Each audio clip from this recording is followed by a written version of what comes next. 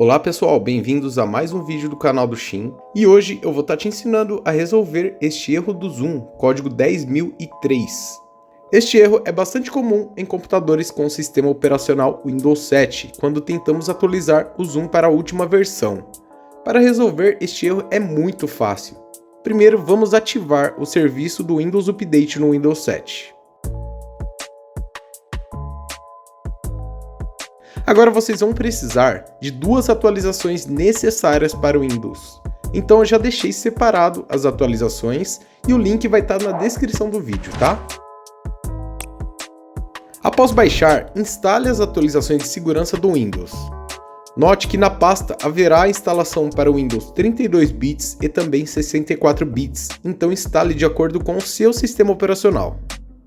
Estas atualizações costumam demorar aproximadamente de 15 a 20 minutos, dependendo da configuração do seu computador. Então, caso demore, é totalmente normal, ok? Basta aguardar. Agora vamos instalar a segunda atualização do Windows.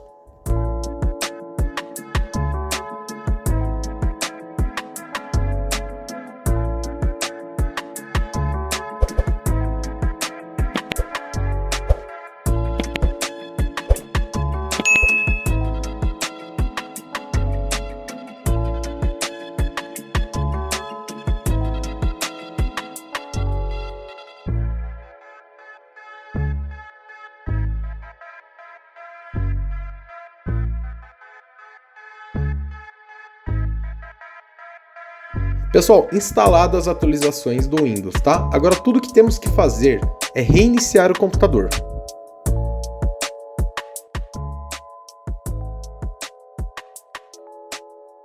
E após reiniciar, você já pode instalar a versão mais atual do Zoom, resolvendo o erro 10003, ok? E é isso aí, pessoal, instalou perfeitamente. Então é isso, pessoal, eu espero ter te ajudado. Se inscreva no canal, deixe o seu like e até o próximo vídeo. Valeu!